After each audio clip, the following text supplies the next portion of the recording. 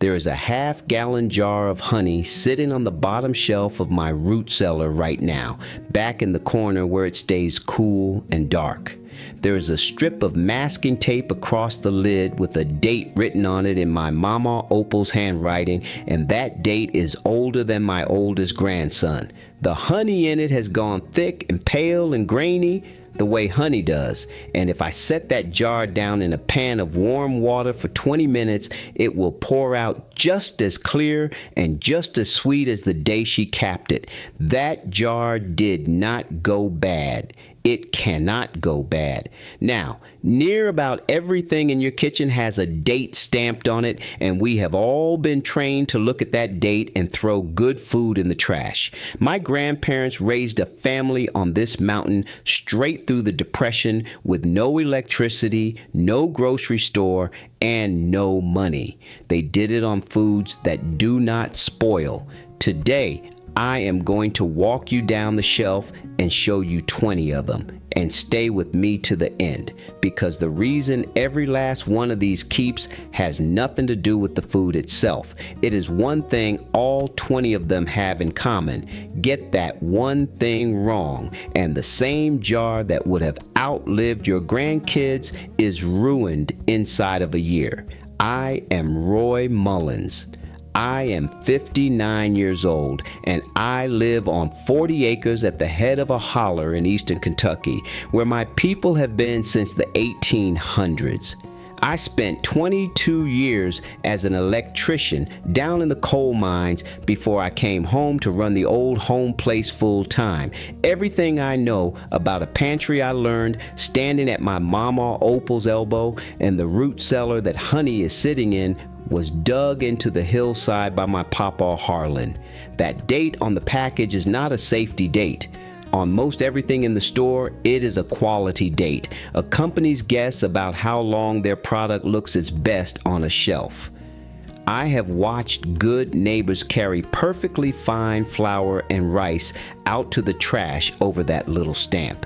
And when folks do decide to put back food for hard times, they generally buy those big plastic buckets of freeze-dried meals, $200 and up for a month of suppers that taste like wallpaper paste.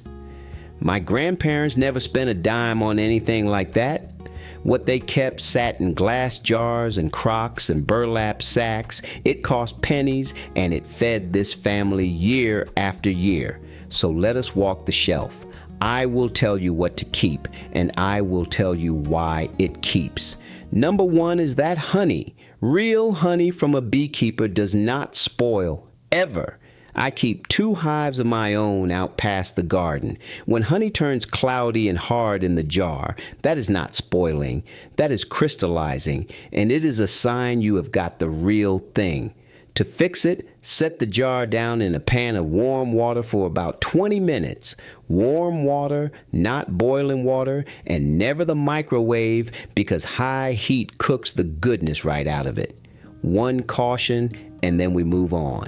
Never give raw honey to a baby under 1 year old. Everybody else in the house is fine. And that one thing I promised you at the start, the thing all 20 of these have in common, this honey right here is the plainest example of it on the whole shelf. Hold that thought, because it is the whole reason any of this works.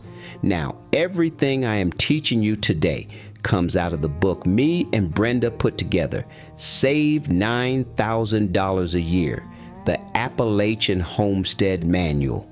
It is all the old mountain systems my family has leaned on for 3 generations: the garden, the pantry, and the putting up, the root cellar, the smokehouse, the kitchen with the bread and the butter and the cast iron, the power and the water, written out plain and step by step the way I would tell it to you across a fence. What you are watching right now is one small taste of the pantry part. It is $17, marked down from $47, and the first method you try in there generally pays that $17 back inside a month. Those methods together save our household better than $9,000 a year. Now go ahead and grab your phone and open up your camera, the same one you use to take pictures. Point it at that square code on your screen and hold it steady for a second. A little link will pop up, give it a tap, and it will take you straight to the book. And if you are watching on your phone right now, the link is waiting for you right down below in the description. Take your time. There is no rush at all. I'll wait right here. All right, back down the shelf. Number 2, plain salt. Salt was never alive. It is a rock we dig out of the ground, so there is nothing in it that can die on you. Buy the plain canning and pickling salt and leave the iodized table salt for the shaker. The iodine fades over the years, and the anti-caking powder in it will cloud up your pickle brine. A big sack of plain salt runs $10 or $15, and it will still be salt when your grandkids are grown. That is the same salt we rub on the hams hanging in the smokehouse behind the house. And I will come back to what salt does to a ham, because it is the whole reason this list works. Number 3, white sugar. Same story as the honey. Sugar is not alive and nothing can live in it, so a sack of white sugar will still be good sugar in 50 years. It will set up into a solid brick on you if dampness gets to it. And folks see that brick and think it is ruined. It is not. Break it up with a spoon and use it. Same goes for brown sugar, which is nothing but white sugar with a little molasses stirred back in. Brenda keeps ours in gallon glass jars with screw lids up on a shelf, never on the floor. Number 4, sorghum molasses. Now this here is mountain food. I can still remember the sorghum mill running in the fall and the mule walking his circle all day long. Sealed in a jar in a cool, dark place, sorghum keeps for years and years. It goes darker and stronger as it sits, and there are old timers around here who will tell you it gets better. Blackstrap molasses from the store keeps the same way and for the same reason. There is too much sugar in it for anything to grow. Number 5, pure maple syrup, and I mean the real thing, not that pancake syrup with the corn syrup in it. An unopened jug of real maple syrup will sit on a shelf for years. Once you open it though, it goes in the ice box and it stays there because there is enough water in it that mold can get a foothold on top. That is the one difference between this one and the honey, and it is worth knowing. Number 6, white rice. A sack of white rice kept dry and kept cool is still perfectly good 30 years from now. There are folks out west who put back rice in the 1970s and cooked it up just fine 30 years later. Now here's where most folks go wrong. Brown rice will not do this. Brown rice still has the bran and the germ on it, and there is oil in that germ. Oil goes rancid. 6 months to a year in a warm cabinet, and brown rice tastes like old crayons. For the deep pantry, buy white. For eating this month, buy whatever you like. Number 7, dried beans. Pintos, navies, Great Northerns, whatever your family eats. A dried bean kept dry will still feed you 30 and 40 years down the road. What it will not do is stay tender. The older a bean gets, the harder it cooks, and that is right where people give up and throw out good food. So here's what you do. Soak them overnight in plenty of water. Add a 1/4 teaspoon of baking soda to the soak water for every pound of beans. A 1/4 teaspoon per pound. No more than that, because too much soda turns them to mush and leaves a soapy taste. Then cook them slow with a piece of salt pork. Mama could make a mess of beans out of most anything, and she never once threw a bean away. Number 8, whole dried corn, not cornmeal, whole kernels, shelled off the cob and dried down hard. Corn like that keeps for years in a sealed bucket, and you grind it into meal the week you mean to eat it. Store-bought cornmeal has a date on it for a reason. The germ of that corn holds oil, same as brown rice, and once you grind it open, that oil starts turning. That is why the big mills take the germ out. They take the flavor out along with it. Grind your own one time and you will understand what I mean. Number 9, whole wheat kernels. Wheat berries, some folks call them. Hard red wheat, stored dry and cool and sealed away from bugs, keeps for decades. Flour does not. Flour is ground open, the oil is exposed to the air, and it goes flat and stale in a matter of months. I bake bread every week on this place, and I would rather grind a cup of wheat of a morning than keep a sack of flour that is slowly dying in the cabinet. Number 10. Lentils and split peas. Same rules as the beans, and they have got one advantage on them. They cook in half an hour with no soaking at all. When the power is out and you are cooking on the wood stove, that half hour matters. And remember what I told you about the one thing all 20 of these have in common. Rice, beans, corn, wheat, and peas are 5 big clues, and we are getting close. Number 11, dried pasta. Plain macaroni and spaghetti is nothing but wheat and water, dried bone hard. Kept sealed and dry, it will be good years past that date on the box. Egg noodles are a different animal. There is fat in the egg, so eat those inside a year or two.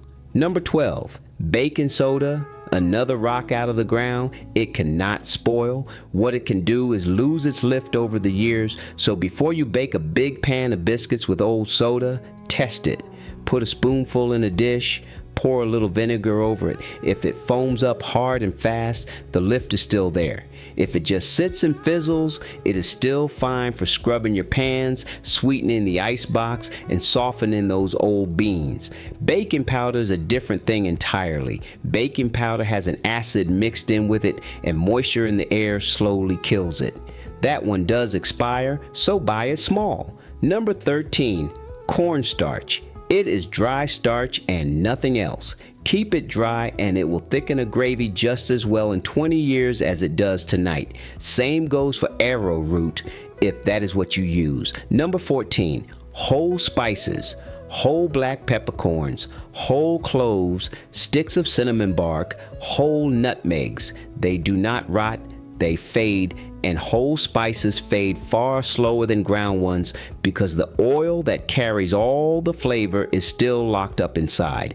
A whole nutmeg and a little grater will outlast 3 or 4 jars of the ground stuff and cost you less doing it. Number 15, vinegar, white distilled, and apple cider both.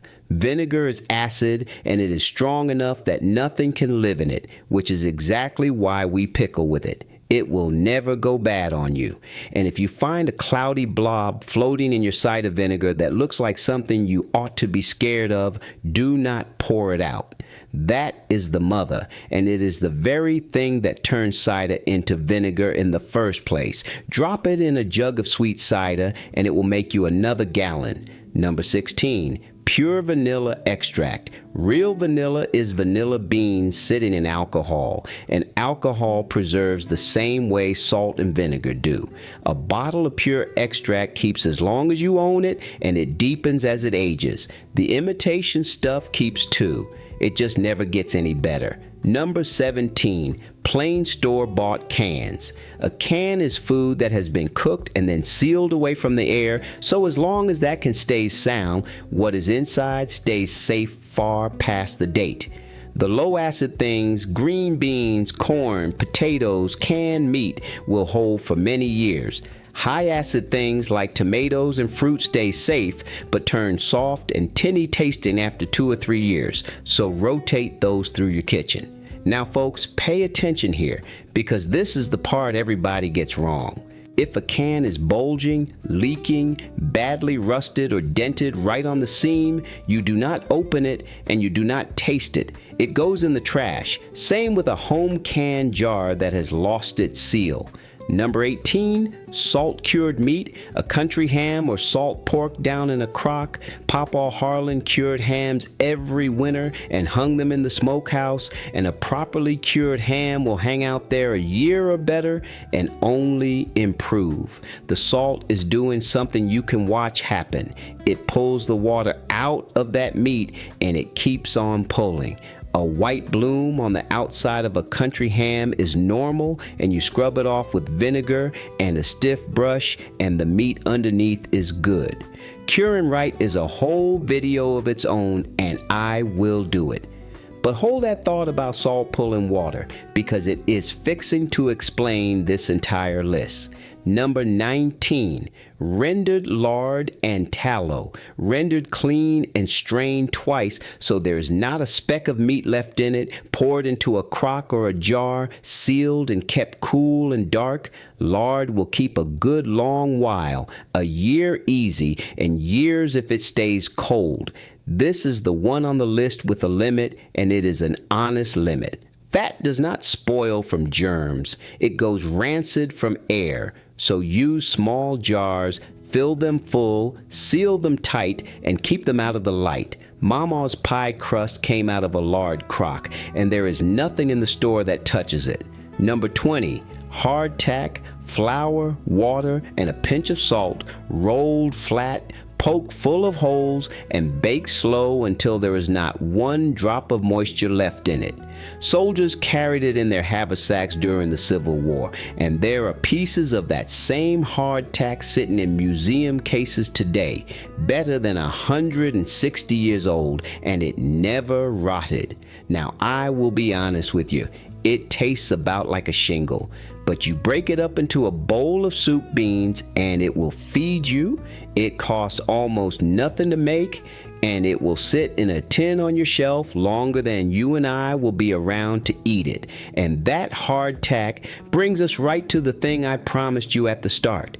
Every one of these 20 foods has the same thing in common, and it is not the food, it is water. Mold and bacteria and yeast are living things, every bit as alive as a tomato plant. They eat, and before they can eat, they have to drink. Every food on this list is a place where nothing can get a drink. The dry ones, the rice and the beans and the corn and the wheat and the pasta and the hardtack, are dried all the way through, not just on the outside. The sweet ones, the honey and the sugar and the sorghum, hold so much sugar that they pull water out of anything that lands in them. A mold spore lands in honey, and the honey drinks it dry. Salt does that same thing to a ham, and that is what my papa was really doing out in that smokehouse all those winters. Vinegar and vanilla are too strong to live in. The cans have had the air shut out of them, so time is not what ruins a pantry. Water is, and water does not come off the calendar. It comes out of your own house, out of the air, in your own kitchen. 3 rules, and you will never lose another jar. 1, whatever you store it in has to be bone dry before the food goes in. Bone dry, not almost dry. 2, the lid has to truly seal, so use glass jars with screw lids or food-grade buckets with a gasket in the lid. 3, keep it cool and dark and up off the floor, because a concrete floor sweats moisture right up into the bottom of a bucket. Under 70 degrees if you can manage it. 70 degrees and out of the sunlight. Not one of these 20 foods can go bad on its own. They can only be let go bad. That is the whole secret of it. And my grandparents never had a word for any of that. They just knew it. And that little piece of know how right there is one page out of the book me and Brenda put together. Save $9,000 a year. The Appalachian Homestead Manual. The pantry and the putting up has its own place in there, laid out plain and step by step, right alongside the root cellar, the smokehouse, and the rest of it. $17, down from $47. That is not money spent. That is money you quit losing. Now go ahead and grab your phone and open up your camera, the same one you use to take pictures. Point it at that square code on your screen and hold it steady for a second. A little link will pop up, give it a tap, and it will take you straight to the book. And if you are watching on your phone right now, the link is waiting for you right down below in the description. Take your time. There is no rush at all. I'll wait right here. 20 foods that cannot spoil and one rule that decides it. Keep the water out. Now tell me something. What did your mama or your papa keep on the shelf that never went bad? Put it in the comments below. Those little family ways are exactly the kind of knowledge that gets lost when nobody writes them down. And I read every single one. And next time, I am going to show you how we put up a whole winter's worth of green beans with no jars, no canner, and no electricity at all. Leather britches, my mama called them. And there is one mistake at the very start that will mold a whole string of them. Y'all take care now, and God bless.